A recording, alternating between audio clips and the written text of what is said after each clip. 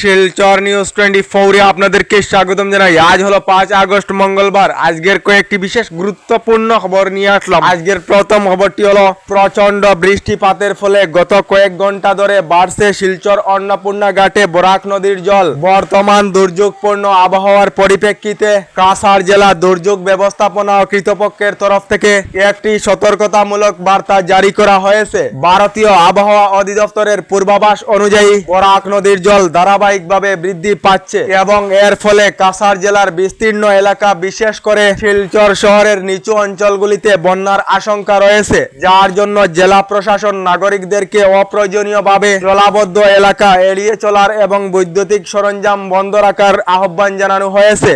এদিকে টানা বৃষ্টিপাতের ফলে জেলায় জলাবদ্ধতার আশঙ্কা, যার জন্য আজ 5 আগস্ট কাছাড় জেলার সমস্ত সরকারি ও বেসরকারি শিক্ষা প্রতিষ্ঠান বন্ধ রাখার নির্দেশ কাছাড় জেলা প্রশাসনের তরফ থেকে দেওয়া হয়েছে। এদিকে বাংলা ভাষাকে বাংলাদেশি ভাষা হিসাবে আখ্যা দিয়েছিল দিল্লি পুলিশ এই আখ্যা দেওয়ার ফলে তোলপাড় আরম্ভ হয়েছে রাজনৈতিক মহলে। সংবিধান স্বীকৃত ভাষাকে অপমান করার অভিযোগ তৃণমূল কংগ্রেসের। বিজেপির বিরুদ্ধে বাংলা ভাষাকে অপমান করার অভিযোগ পশ্চিমবঙ্গের মুখ্যমন্ত্রী মমতা ব্যানার্জির। সংবিধান স্বীকৃত বাংলা ভাষাকে অপমান করা উচিত হয়েছে নাকি দিল্লি পুলিশের? আপনাদের মতামত কমেন্টে নিশ্চয় জানাবেন। এদিকে বিপদে পড়িতে পারে রাজ্যের গোয়ালপাড়ায় উচ্ছেদ অভিযান চালানো বিষয়া সকল। গৌহাটি উচ্চতম ন্যায়ালয়ের তরফ থেকে মুখ্য সচিবকে ধরে অন্যান্য বিষয়া সকলকে আগামী 8 আগস্টেতে আদালতে হাজির হওয়ার নির্দেশ দেওয়া হয়েছে। উচ্ছেদের সময়ে উচ্চতম ন্যায়ালয়ের নির্দেশনা উল্লঙ্ঘন করার অভিযোগের ভিত্তিতে বিষয়া সকল উচ্চতম ন্যায়ালয়তে জবাব দিতে হবে বলে খবর এসেছে।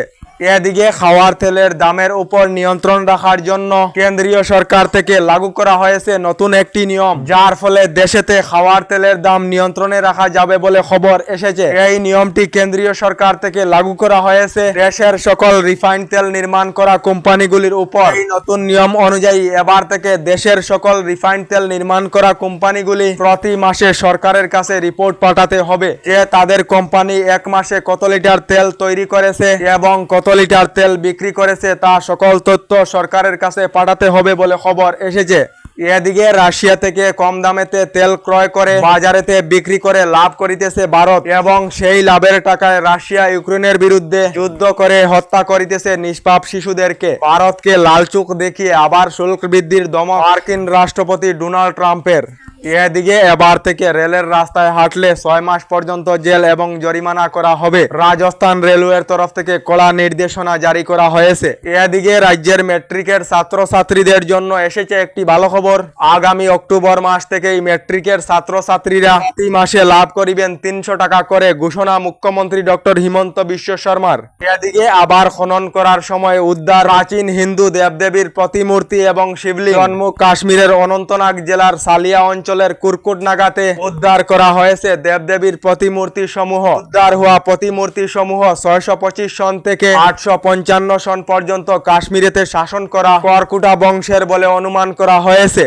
এদিকে রেশন কার্ড থাকা সকলদের জন্য এসেছে একটি ভালো খবর। রেশন কার্ড থাকা সকলেরা ডাল প্রতি কেজি 69 টাকায় এবং চিনি প্রতি কেজি 38 টাকায় এবং লবণ প্রতি কেজি 10 টাকায় আগামী 1 অক্টোবর থেকে রেশন কার্ডের হিতাধিকারী সকলেরা লাভ করিবেন বলে আসাম সরকার থেকে জানানো হয়েছে।